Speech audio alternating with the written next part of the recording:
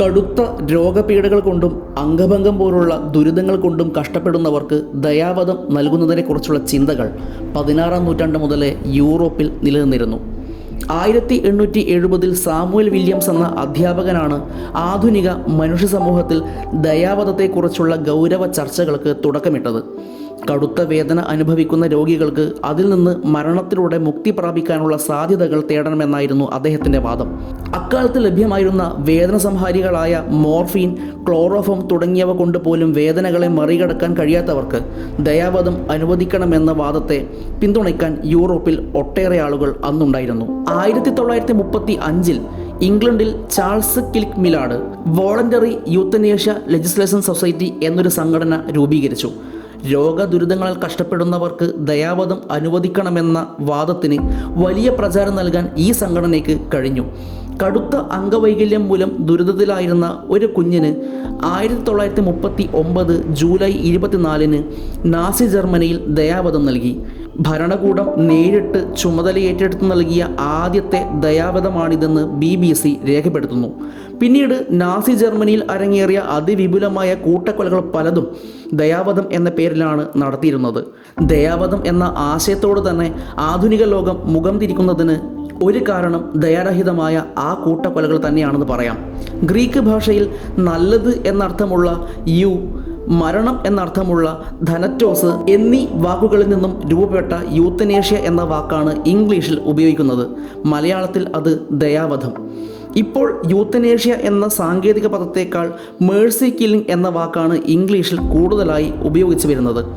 ഏത് രീതിയിലാണ് നടത്തുന്നത് എന്നതിൻ്റെ അടിസ്ഥാനത്തിൽ ദയാവധം 4 തരത്തിലുണ്ട്. ഒന്നാമതായി മനഃപൂർവ്വമുള്ള ദയാവധം.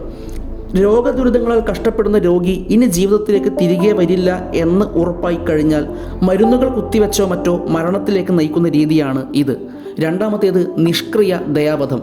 ഗുരുതരാവസ്ഥയിലുള്ള രോഗിയുടെ ജീവൻ നിലനിർത്തുന്നതിന് മാത്രമായുള്ള ചികിത്സകൾ തുടരേണ്ടതില്ല എന്ന് തീരുമാനിച്ച് അവ നിർത്തിവെക്കുന്നതിലൂടെ രോഗിയെ മരണത്തിന് വിട്ടുകൊടുക്കുന്നതാണ് നിഷ്ക്രിയ ദയാവധം. വെന്റിലേറ്റർ പ്രവർത്തനം അവസാനിപ്പിക്കുന്നതിലൂടെ രോഗിക്ക് മരണം നൽകുക, അവസാനഘട്ട ചികിത്സകൾ വേണ്ടെന്ന് വെക്കുക, ശസ്ത്രക്രിയയോ ഔഷധപ്രയോഗമോ നടത്തിയാലും ജീവിതത്തിലേക്ക് തിരിച്ചു വരാനിടയില്ല എന്ന ഘട്ടത്തിൽ അവ വേണ്ടെന്ന് വെക്കുക തുടങ്ങിയവയാണ് ഇത്. ഇന്ത്യയിൽ സുപ്രീം കോടതി അനുമതി നൽകിയിട്ടുള്ളത് കർശന വ്യവസ്ഥയോട് കൂടിയുള്ള നിഷ്ക്രിയ ദയാവധത്തിനാണ്. മൂന്നാമത്തേത് സ്വയം ദയാവധം സ്വീകരിക്കൽ. ശസ്ത്രക്രിയയോ ഔഷധങ്ങളോ വേണ്ടെന്ന് വെച്ച് രോഗി സ്വയം ദയാവധം സ്വീകരിക്കുക. നാലാമത്തേത് പരസഹായത്തോടെ ദയാവധം സ്വീകരിക്കൽ.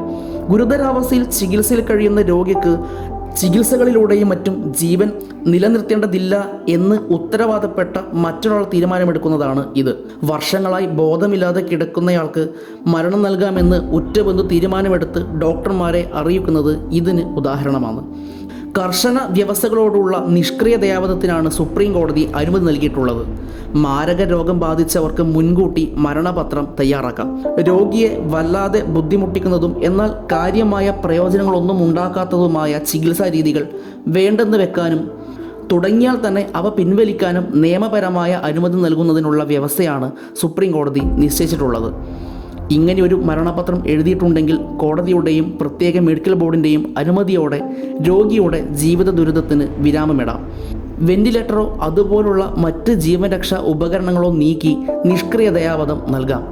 രോഗിക്ക് ദയാവധം അനുവദിക്കേണ്ടതാണെന്ന് മെഡിക്കൽ ബോർഡ് ശുപാർശ ചെയ്താൽ ദയാവധത്തിന് അനുമതി ആവശ്യപ്പെട്ട് ഹൈക്കോടതിയെ സമീപിക്കണം. ഹൈക്കോടതി നിർദ്ദേശപ്രകാരം ജില്ലാ കളക്ടർ മറ്റൊരു മെഡിക്കൽ ബോർഡ് രൂപീകരിക്കണം. ആ മെഡിക്കൽ ബോർഡാണ് ദയാവധം അനുവദിക്കണോ എന്ന് തീരുമാനിക്കുക.